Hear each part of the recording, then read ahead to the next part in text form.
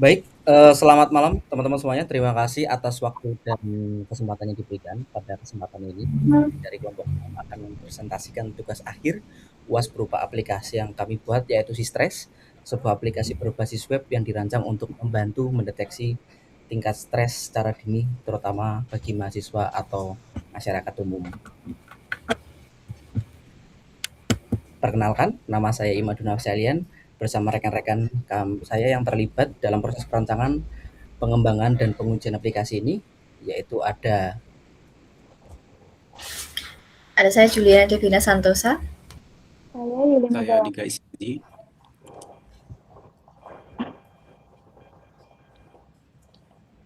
lalu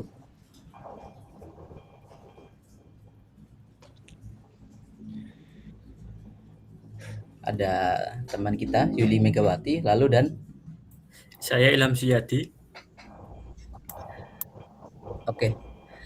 Untuk pembahasan pertama mengenai abstrak akan dibawakan oleh teman kita yaitu Yuli Megawati. Silakan. Oke, makasih Mas Made. Nah, kita kan sebagai mahasiswa itu kita sering menghadapi tingkat tekanan akademik gitu yang dapat berujung pada stres. Stres yang tidak ditangani tentunya dapat mempengaruhi kesehatan mental dan kinerja kita. Untuk itu, kami mengembangkan sebuah sistem berbasis web yang membantu mahasiswa mendeteksi tingkat stres mereka sejak dini menggunakan kuesioner yang memetakan gejala stres umum. Dengan hasil ini, mahasiswa dapat memahami kondisi mereka dan mengambil langkah untuk mengelola stres lebih baik.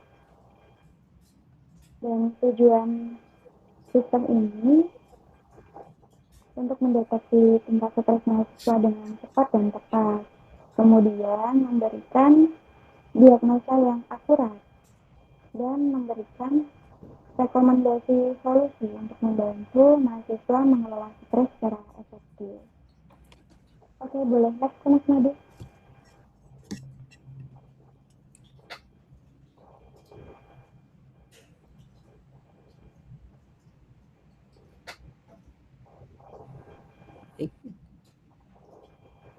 Boleh next. Sudah?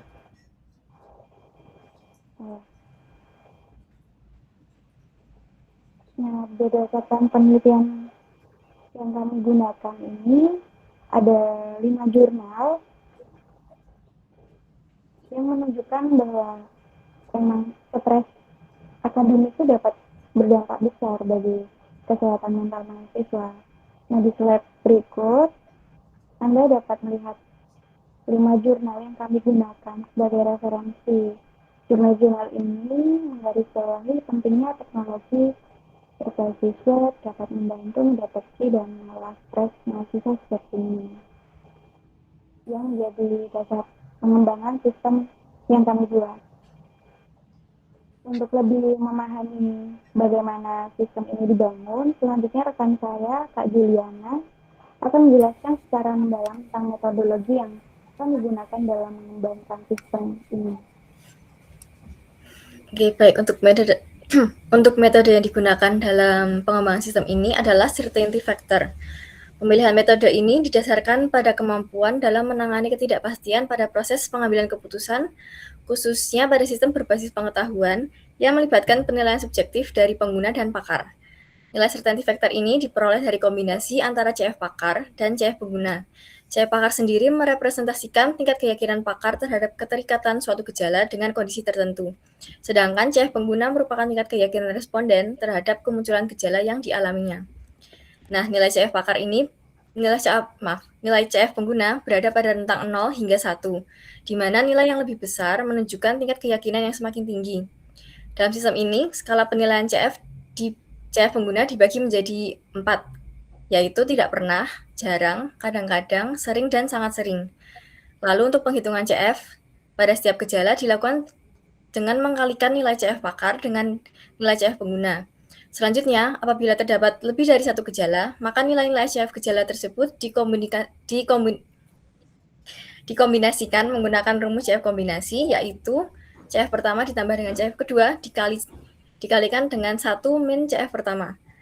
Nah, proses kombinasi ini dilakukan secara bertahap hingga seluruh gejala diproses. Nilai CF akhir yang dihasilkan kemudian digunakan sebagai output dari sistem yang merepresentasikan tingkat atau level stres yang dialami oleh pengguna dan diklasifikasikan menjadi 3, yaitu stres ringan, stres sedang, dan stres berat.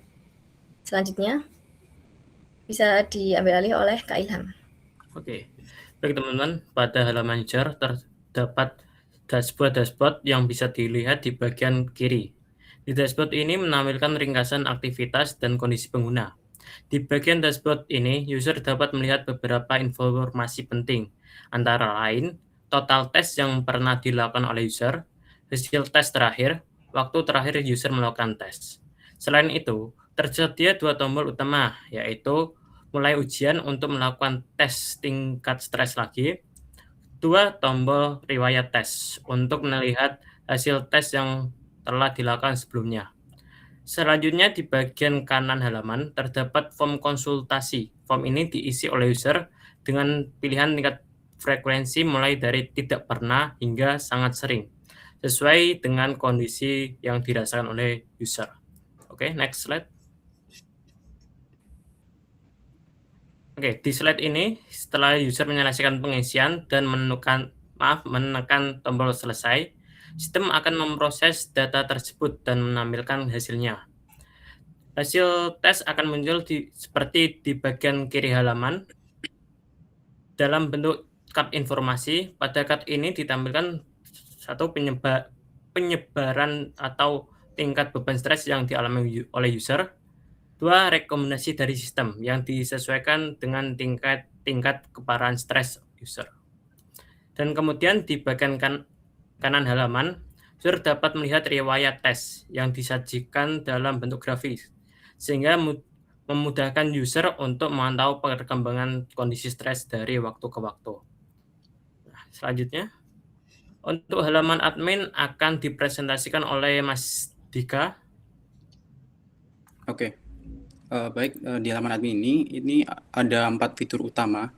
Yang pertama itu halaman dashboard. Di sini di halaman dashboard, si admin bisa melihat informasi yang sangat penting, yaitu aktivitas dari tes diagnosa yang sudah dilakukan oleh user. Misalnya itu berapa jumlah total usernya, kemudian total tesnya ada berapa, tes terakhir dalam 7 hari ada berapa, dan juga si user adminnya ada berapa. Dan kemudian di halaman dashboard ini juga kita bisa melihat level distribusi dari tingkat stresnya, ada tingkat stres ringan itu ada berapa, kemudian sedang dan juga stres beratnya itu berapa. Kemudian di halaman pertanyaan, di sini salah satu implementasi CRUD-nya, di sini kita bisa mengelola list pertanyaan gejala. Untuk saat ini kita menyediakan 15 pertanyaan gejala yang sudah kita inputkan sebelumnya. Kemudian di halaman hasil diagnosa di sini kita bisa melihat semua hasil tes diagnosa yang sudah dilakukan oleh user, dan juga kita bisa melihat detailnya seperti apa. Dan kemudian di halaman user kita bisa melihat berapa total jumlah usernya, berapa adminnya, dan juga user biasanya ada berapa. Dan juga di sini juga bisa untuk mengganti role dari dari user menjadi admin, dan juga sebaliknya. Next. Oke, lanjut ke halaman list pertanyaan. Ini contoh implementasi dari CRUD-nya.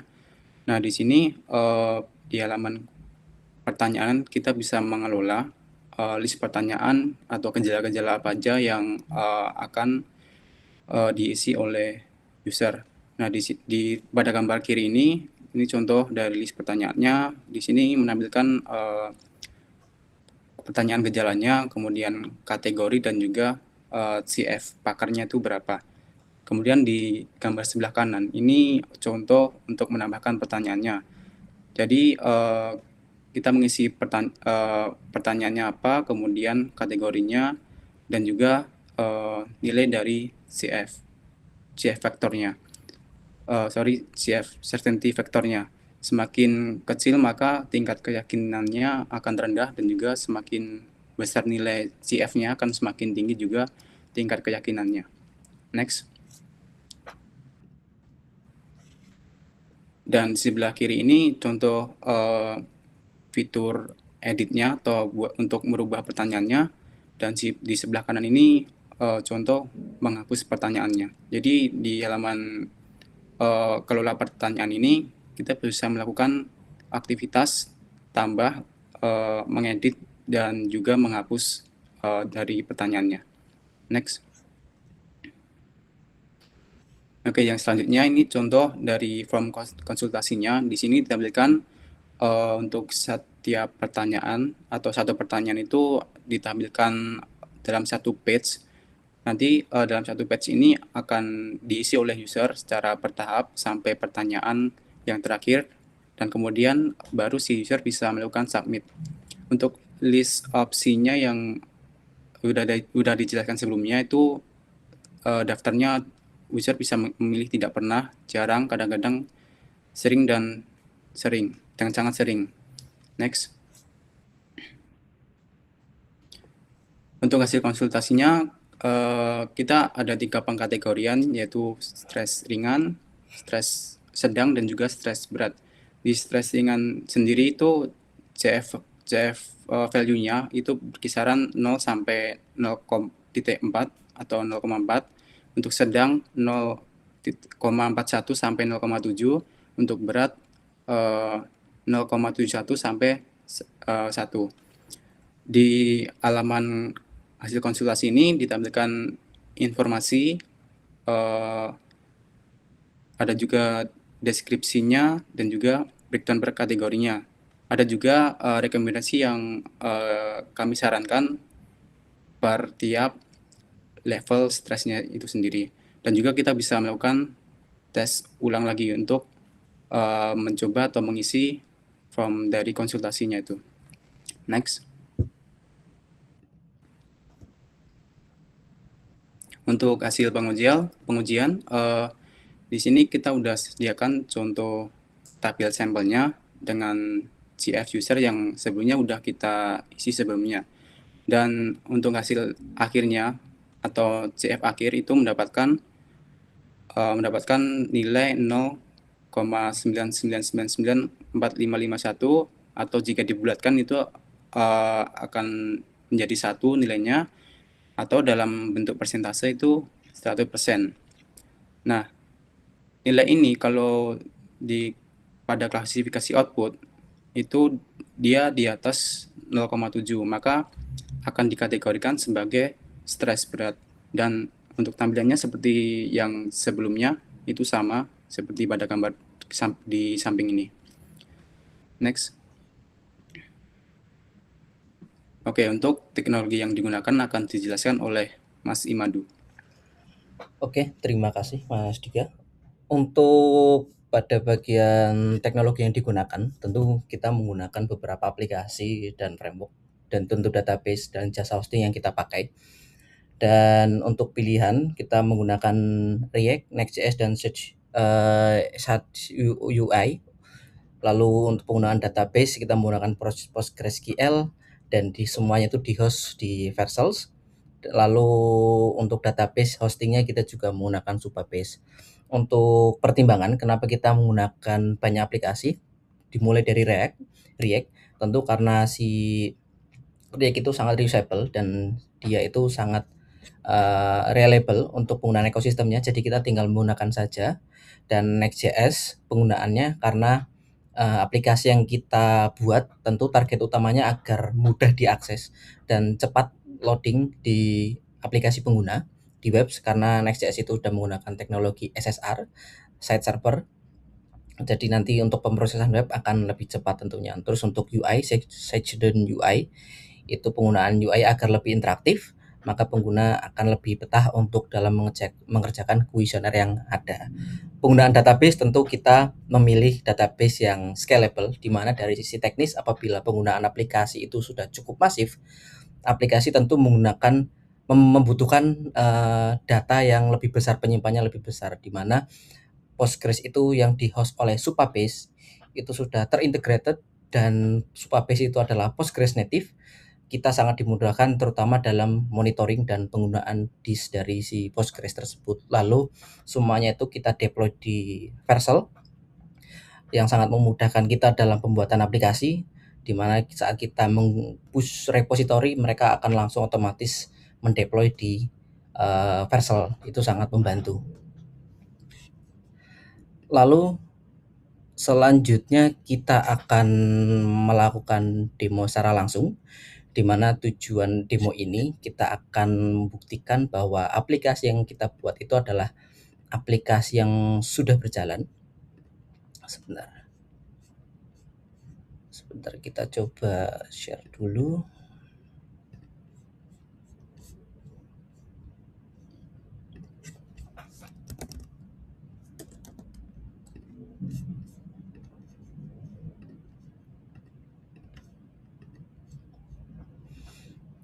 Berikut adalah tampilan utama dari website kami. Saya akan menjelaskan atau mendemokan fungsi-fungsi dari website kami seperti yang sudah dijelaskan pada rekan-rekan sebelumnya. Dimulai dari login, tentu user membutuhkan autentikasi untuk memasuki menggunakan aplikasi kami, dikarenakan aplikasi kami juga menyimpan record dari tes-tes yang akan dikerjakan oleh mahasiswa atau pengguna.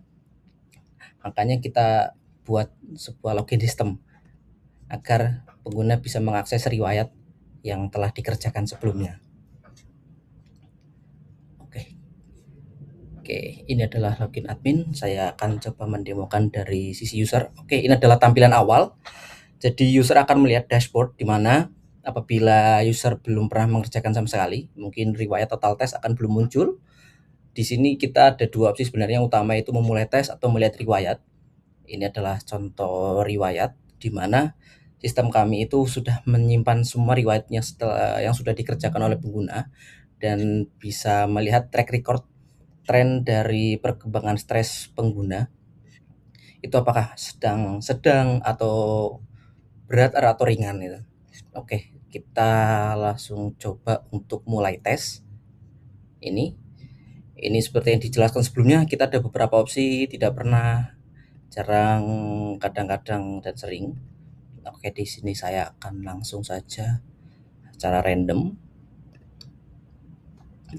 Untuk penggunaan secara betul harus diisi sesuai dengan jawaban masing-masing pengguna. Dan oke, sebentar, kita coba satu lagi dan selesai. Nah, ini adalah hasil yang seperti kita jelaskan tadi di awal. Ini aplikasi kita itu berhasil membuat analisa dengan penerapan algoritma-algoritma yang sudah kita susun, dan di sini juga sudah sesuai seperti yang dijelaskan oleh Mas Dika, ada deskripsi, rekomendasi, dan juga breakdown per kategori dari jawaban masing-masing. Di sini juga kita bisa tes ulang atau mungkin ingin mencetak secara fisik sebagai bukti, atau mungkin bisa di-share untuk nanti dibagikan ke konselor atau psikolog untuk bahan bacaan untuk rekomendasi selanjutnya. Tentu aplikasi kita itu hanyalah rekomendasi atau deteksi dini agar pengguna atau mahasiswa itu perlu mempertimbangkan kondisi stres, agar tentu apabila stresnya itu dalam kondisi berat, kami sangat merekomendasikan untuk ditindaklanjuti berkonsultasi dengan pihak yang lebih profesional. Oke, ini adalah hasil yang diakses oleh user. Lalu untuk admin, seperti yang dijelaskan sebelumnya, kita ini sangat fungsional. Dari admin kita bisa melihat tren dari user yang dikerjakan, apakah berat, ringan, sedang. Lalu untuk bagian kuesioner tadi, ada aplikasi dengan sistem CRUD, create, write, update, dan delete. Kita bisa update, lalu juga bisa menghapus. Lalu ini juga user list. Kita juga bisa melihat nanti user-user itu apa saja yang sudah terdaftar, dan di sini kita juga menerapkan sistem role.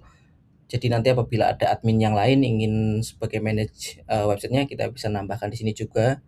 Dan tentu sebagai keamanan utama kami sangat memprioritaskan keamanan data, dan data, pertanyaan, jawaban itu hanya bisa diakses oleh user yang mengerjakan.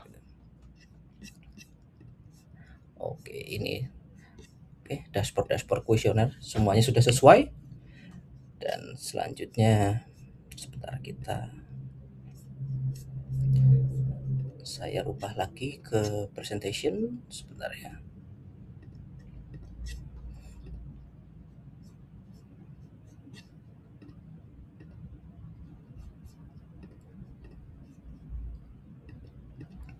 Oke.